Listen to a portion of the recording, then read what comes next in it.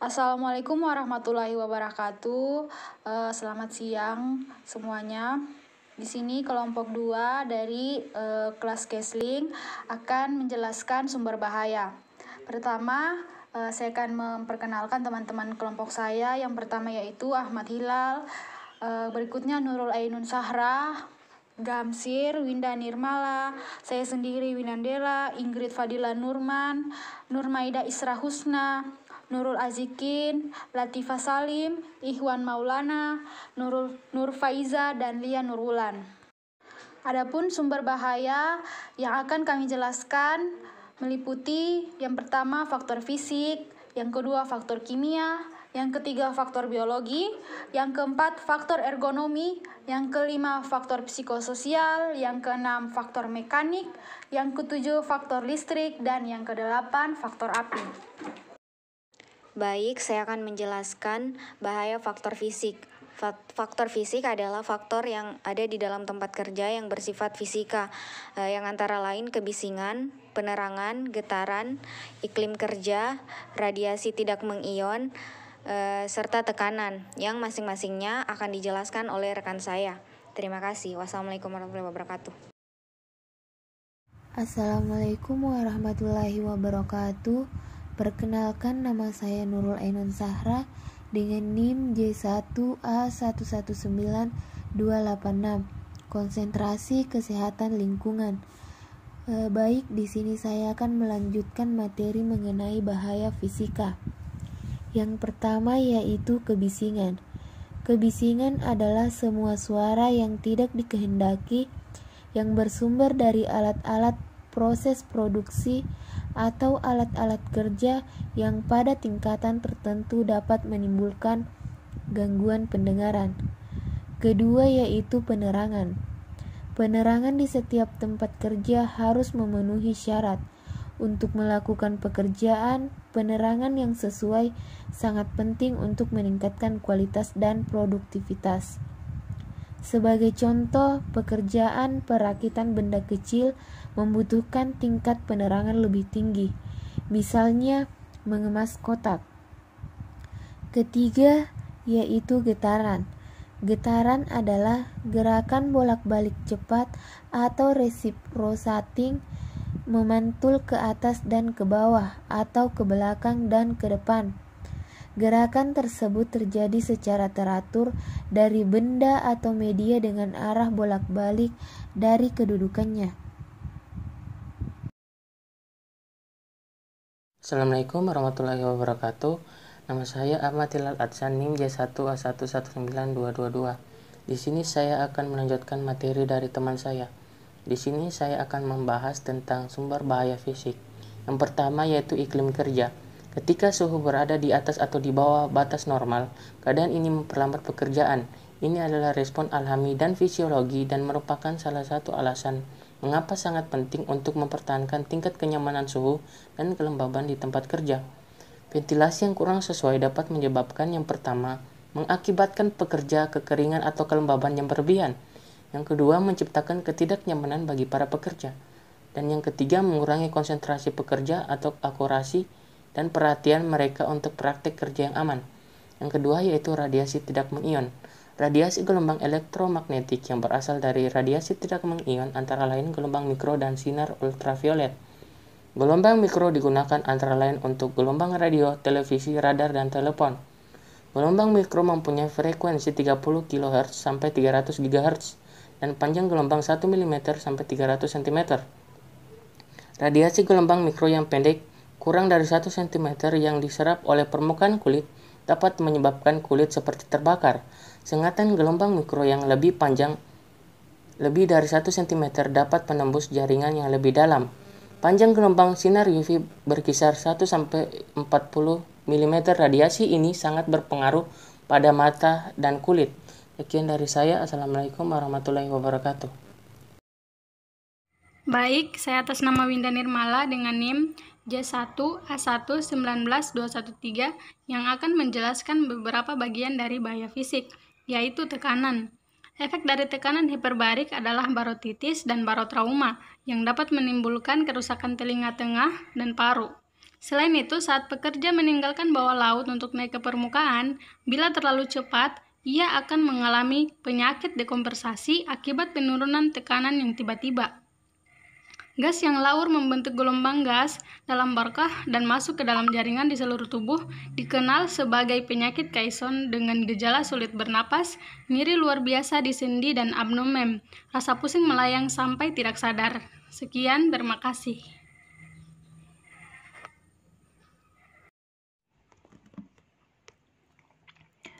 Oke, baik. Perkenalkan, nama saya Gamsir dengan NIM J1A119253. Kali ini saya akan melanjutkan pemaparan materi yaitu mengenai bahaya faktor kimia. Banyak bahan kimia bersifat beracun, dapat memasuki aliran darah dan menyebabkan kerusakan pada sistem tubuh dan organ lainnya. Dengan melalui beberapa sistem pada manusia. 1. Melalui sistem pernapasan atau menghirup. Dengan bernapas melalui mulut atau hidung, zat beracun dapat masuk ke dalam paru-paru. Seseorang dewasa saat istirahat, debu, asap, gas, atau uap akan masuk melalui saluran pernapasan. Kemudian 2. Saluran pencernaan makanan. Bahan kimia memasuki tubuh jika makan makanan yang terkontaminasi. Makan dengan tangan zat yang berkontaminasi atau lingkungan yang terkontaminasi.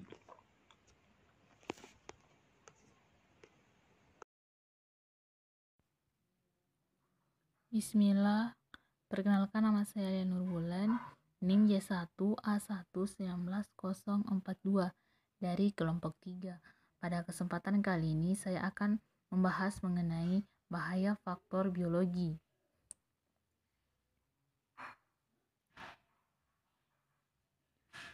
Bahaya biologi dapat didefinisikan sebagai debu organik yang berasal dari sumber-sumber biologi yang berbeda seperti virus, bakteri, jamur, protein dari binatang atau bahan-bahan dari tumbuhan seperti produk serat alam yang terdegradasi. Bahaya biologi dapat dibagi menjadi 2, yaitu bahaya yang dapat menyebabkan infeksi dan non-infeksi. Bahaya faktor biologi akibat kerja sangat beragam jenisnya seperti bekerja di pertanian, perkebunan, dan kehutanan termasuk dalam perkantoran yaitu indoor air quality. Baik, itulah pemaparan dari saya mengenai bahaya faktor biologi. Kurang dan lebihnya mohon dimaafkan. Sekian dan terima kasih.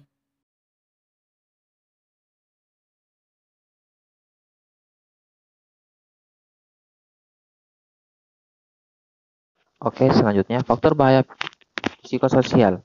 Bahaya psikososial kerja dapat didefinisikan sebagai aspek dari desain kerja, organisasi kerja, dan manajemen kerja yang berpotensi dapat menyebabkan gangguan pada psikologi dan fisik. Bahaya psikososial meliputi 1. Komunikasi yang buruk dengan atasan maupun dengan rekan kerja. 2. Jam kerja yang panjang dan tidak adanya rotasi shift kerja. 3. Aturan perusahaan yang tidak jelas. 4. Beban kerja yang berlebihan. 5. Tidak ikut serta dalam pengambilan keputusan. 6. Dan lain-lain. Itu saja dari saya. Saya akan lanjutkan ke pemateri selanjutnya.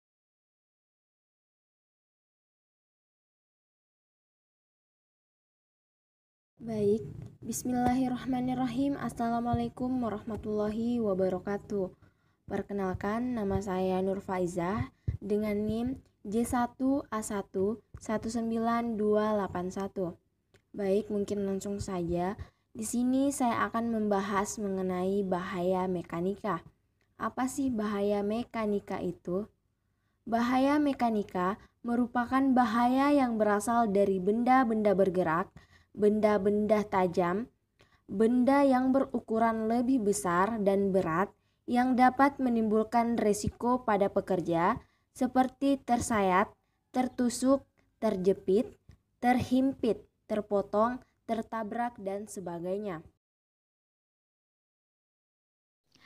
Assalamualaikum warahmatullahi wabarakatuh. Saya Nurul Azikin Hasmurah dengan NIM J1A1 19063. Di sini saya akan melanjutkan materi dari teman saya mengenai bahaya faktor api.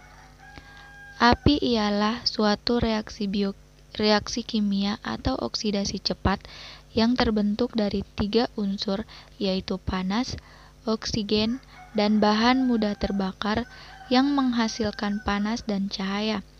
Bahaya api meliputi kebakaran, luka bakar, dan lain-lain. Terima kasih. Selanjutnya akan dilanjutkan oleh teman saya. Bismillahirrohmanirrohim. Perkenalkan, nama saya Nurmaida Isra Husna, NIM J1A1 19169. Baik, di sini saya akan melanjutkan pemaparan materi dari teman kelompok saya, yaitu bahaya faktor listrik.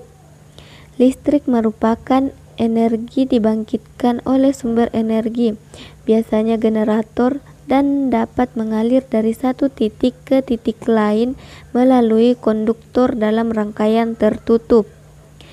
Adapun potensi bahaya listrik adalah: yang pertama, bahaya kejut listrik; yang kedua, panas yang ditimbulkan oleh energi listrik; yang ketiga, medan listrik. Adapun pekerja dapat mengalami bahaya listrik pada kondisi-kondisi sebagai berikut. Yang pertama, pekerja berhubungan atau menyentuh kedua konduktor pada rangkaian listrik yang bertegangan. Yang kedua, pekerja berada pada bagian antara konduktor yang ditanahkan dan konduktor yang tidak ditanahkan. Sekian pemaparan dari saya. Terima kasih.